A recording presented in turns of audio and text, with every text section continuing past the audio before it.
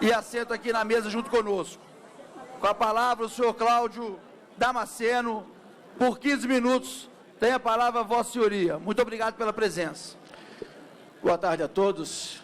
Inicialmente, gostaria de cumprimentar a mesa, na pessoa do nosso presidente da comissão, deputado Júlio Delgado, do deputado Wellington Roberto, relator da comissão especial, todos os parlamentares, as entidades aqui presentes, auditores fiscais de todo o país e servidores da Receita Federal que estão, nesse momento, presentes nesse plenário. Quando iniciamos a campanha salarial, os auditores fiscais ocupavam a 24ª posição num ranking com os fiscos estaduais, e hoje, isso em março do ano passado, e hoje já estamos na 27ª posição. Uma casa apenas à frente, somos o penúltimo colocado nesse ranking. Penúltimo colocado em remuneração em comparação com os fiscos estaduais. A falta de uma política remuneratória adequada, além da ausência de garantias e prerrogativas para o exercício do cargo, necessárias para o correto e autônomo exercício das atribuições, traduzem uma situação outrora impensável, mas cada dia mais real. A migração de auditores fiscais para outros cargos mais bem remunerados, não só para os fiscos estaduais e municipais, mas também para outros poderes, judiciário e legislativo. Quem perde com isso? A Receita Federal, porque deixa de selecionar os melhores quadros, e a própria sociedade brasileira. Um exemplo bem prático, em 2010, o concurso não preencheu o número total de vagas para o auditor fiscal da Receita Federal do Brasil. Justamente pelos problemas citados anteriormente, mas também por conta da complexidade e das particularidades do cargo de auditor fiscal. Quando o auditor fiscal assume o seu cargo, geralmente ele vai desempenhar suas funções nas unidades fronteiriças, longe dos grandes centros. E lá, muitas vezes, está sozinho, porque ao combater o tráfico de drogas, ao combater o controle, ao combater o contrabando e o descaminho, muitas vezes estamos sós nessas unidades da Receita Federal. E aí, muitos auditores ou concursados preferem assumir outros cargos do que o cargo de auditor fiscal. E muitos auditores hoje, até com anos de casa, já estão saindo da Receita Federal porque não têm condições para exercer, muitas vezes, as suas atribuições. Gente, vou pedir licença para o pessoal. Deixa o orador, o pessoal não fica manifestando atrás dele, porque fica incomodando até o próprio orador a fazer uso da palavra. Se afasta um pouco. É uma questão de respeito ao orador e das categorias de cada um de vocês. É uma coisa incomodada. Pelo menos fique um pouco atrás, no fundo, cheguei para o lado, porque é uma coisa que daqui a pouco vocês estão na tribuna junto com o orador ali, já está quase subindo em cima dele. Tem a palavra, Vossa Senhoria. Até mesmo quando lotado em unidades maiores, como por exemplo São Paulo e Brasília, o auditor fiscal, assim que assume a sua função, ele já é responsável por situações que auditores de longo tempo na casa têm que enfrentar com a responsabilidade nos processos administrativos e na tomada de decisão. E é justamente nesse cenário que se insere o projeto de lei 5864, de 2016. Iniciamos a campanha salarial em março do ano passado, com dois objetivos bastante claros. Uma recomposição salarial que nos desse novamente a referência que outrora tínhamos como um dos cargos mais atraentes do Serviço Público Federal, e o estabelecimento de garantias e prerrogativas que nos desse tranquilidade para o exercício das nossas funções, valorizando a própria Receita Federal. Após várias propostas apresentadas e recusadas pela nossa categoria, finalmente, em março desse ano, depois de muita luta, o governo apresentou uma proposta que contemplava alguns dos anseios dos auditores fiscais. Na parte remuneratória, a proposta altera a forma de remuneração do subsídio para vencimento básico e cria uma parcela variável que, a exemplo dos fiscos estaduais, representa um contrato de risco, na medida que está sujeita ao atendimento de índices de eficiência do próprio órgão, entre eles aumento de arrecadação estabelecidos pelo governo federal. O que significa dizer que o bônus pode até ser zero futuramente, se os índices não forem alcançados. Essa sistemática, adotada largamente pelos fiscos estaduais, é bom lembrar que 21 dos 27 fiscos estaduais são remunerados por vencimento básico e uma parcela variável, já foi, inclusive, adotada pela Receita Federal na década de 90. Essa nova forma de remuneração, embora traga consigo algumas perdas, como, por exemplo, o fim do subsídio conquistado em 2008 e a perda da paridade, não contemplada no acordo assinado, mas objeto de emenda do Científico Nacional apresentada ao relator da comissão especial, foi aprovada pelas duas maiores assembleias realizadas pelo nosso sindicato em março desse ano, uma com 10 mil filiados, outra com 9 mil. Além da pauta remuneratória, a proposta também trouxe questões fundamentais para os auditores fiscais, como as garantias e prerrogativas para o exercício das nossas funções. E aqui também cumpre registrar que não há inovação, posto que isso foi oferecido da mesma maneira aos advogados da União no seu acordo salarial, aprovado por essa mesma casa, em junho desse ano, e para os delegados da Polícia Federal em 2014. Muito se tem falado que o PL 5864 estaria, na verdade, criando superfiscais na Receita Federal. Isso não resiste a uma rápida análise das garantias e prerrogativas dispostas no texto. Os auditores fiscais são e continuarão vinculados à legislação tributária.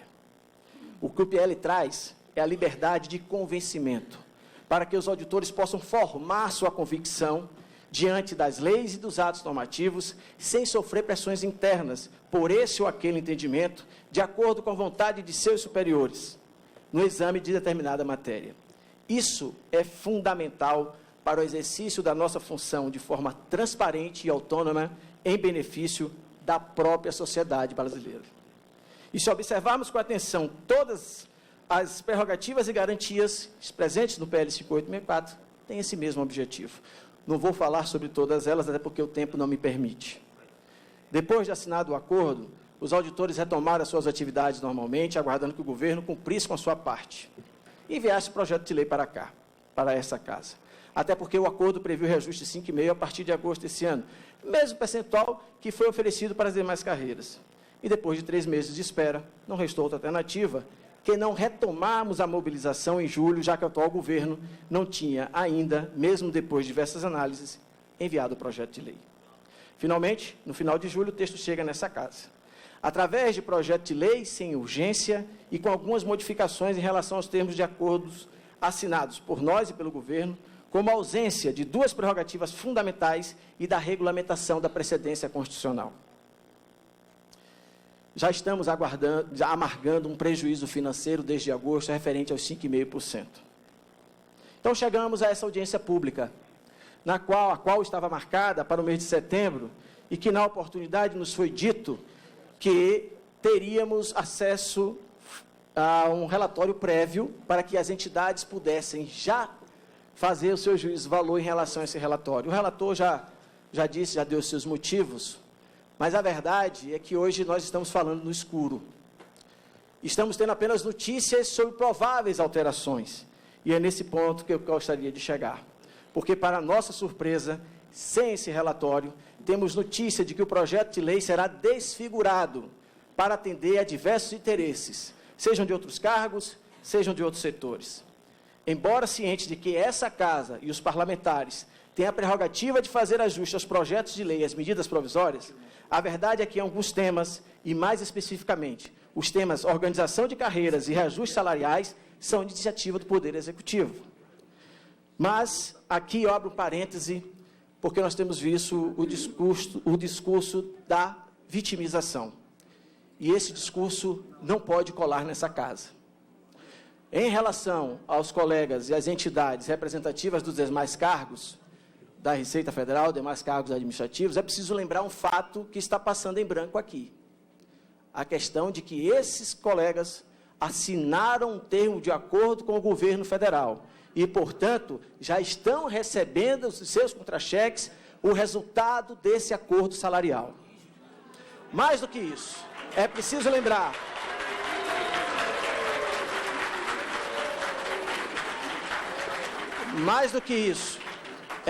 lembrar que a origem do bônus de eficiência, ela resultou de um acordo salarial feito pelos auditores fiscais em 2012.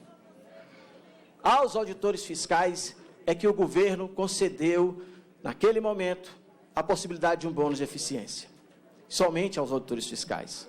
E aí, nós vamos ter aqui o discurso da vitimização daqui a pouco, de que estamos querendo criar supers fiscais e esquecendo dos demais, do outro cargo da Receita Federal, da carreira tributária e aduaneira da Receita Federal. A verdade é que esses colegas estão também presentes no bônus.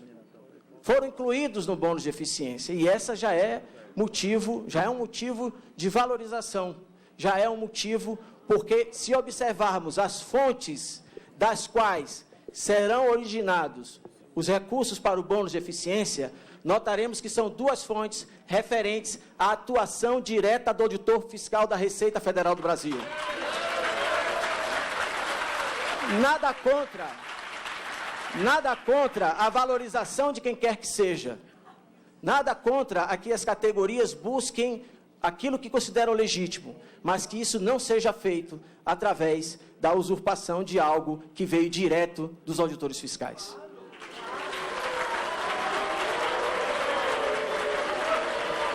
Vamos respeitar o orador. É fato que nesses 2 meses de tramitação, o relator, deputado Wellington Roberto, procurou ouvir todos os interessados e buscou a todo custo compor um acordo para sua rápida tramitação. Mas também é fato que o Sindifisco participou de todas as reuniões e deixou claro que, nos termos propostos, não seria possível chegar a esse acordo. Significa, então, que os auditores são intransigentes? Não.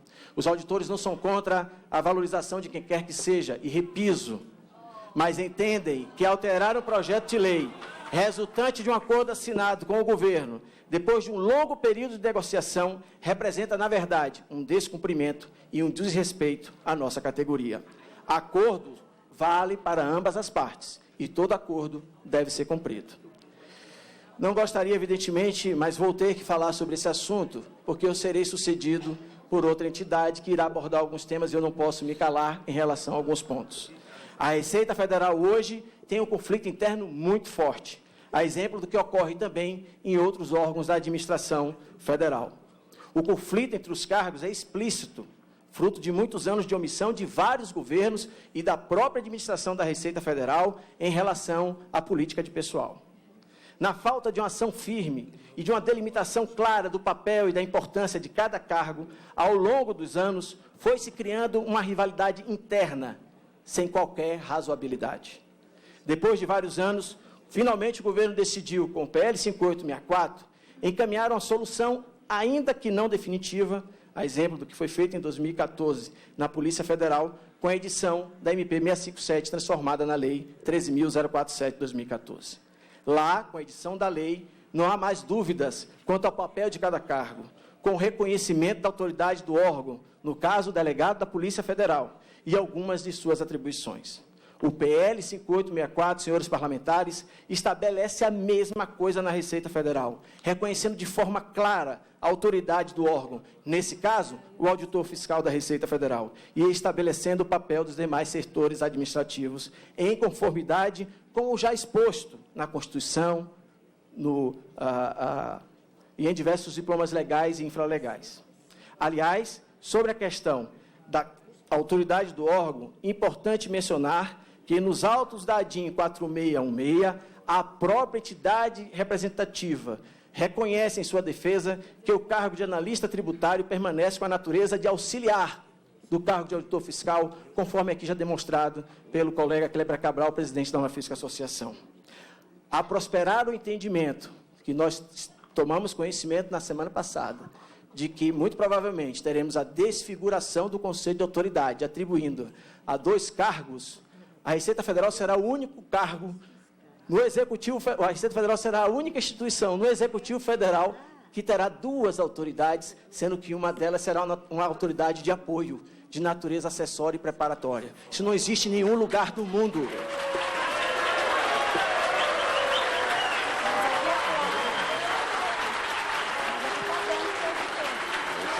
Diante de tudo isso, e já sabedor que meu tempo já está se esgotando, resta trazer aqui um relato sobre a Receita Federal atualmente. O órgão responsável por 98% da arrecadação federal e por 66% da arrecadação total de tributos no país, está há quase 1 ano e meio em marcha lenta, resultado da mobilização e da desmotivação dos auditores em razão do descaso e da leniência do governo federal com o acordo assinado. Isso traz um reflexo imediato e doloroso, não só para a União, que vem tendo recordes negativos de arrecadação, mas para os governos estaduais e municipais, na medida que o Fundo de Participação dos Estados e Municípios, que recebe transferências constitucionais sobre o montante arrecadado de IPI e IR, a cada mês, novas reduções nesses repasses estão acontecendo, agravando a crise fiscal não só para a União, mas para estados e municípios. A queda no FM foi de 10,20% nesse primeiro semestre desse ano em comparação com o ano passado. A queda no Fundo de Participação dos Estados foi de 10,15% no mesmo período. Embora a administração da Receita insista em dizer que essa queda é fruto tão somente da crise econômica, a verdade é que o movimento dos auditores fiscais, que gostariam de estar nesse momento contribuindo com o ajuste fiscal que tanto penaliza a sociedade, está sim trazendo reflexos para o agravamento da crise. Os auditores fiscais, repetimos, não são contra a valorização de outros cargos e carreiras. Cada entidade representativa fez a sua negociação junto ao governo e, portanto, o PL 5864 de 2016 reflete o resultado dessa negociação. Mas os auditores fiscais não se furtarão a lutar com todas as forças contra mais uma tentativa de burla ao princípio do concurso público e a ações que visem não só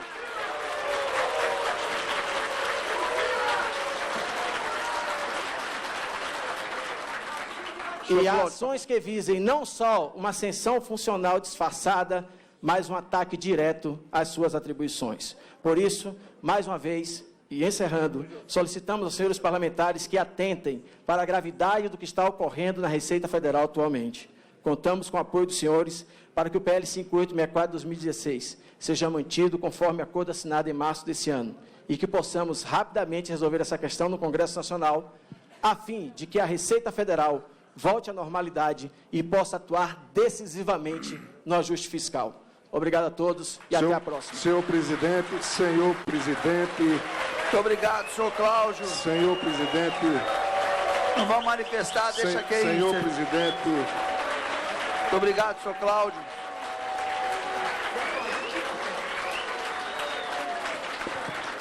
Senhor presidente. Senhor presidente, eu fui citado como relator, tenho direito à palavra. Eu vou dar a palavra a Vossa Excelência, sem antes citar e agradecer a presença do deputado Mauro Lopes. Vossa Excelência pediu a palavra e também a deputada Soraya Santos. Assim que Vossa Excelência terminar, eu passo a palavra ao deputado Soraya Santos. Tem a palavra, Vossa Excelência. Eu tenho a maior admiração pelo presidente do Sindifisco, doutor Cláudio, mas ele foi infeliz nas suas palavras.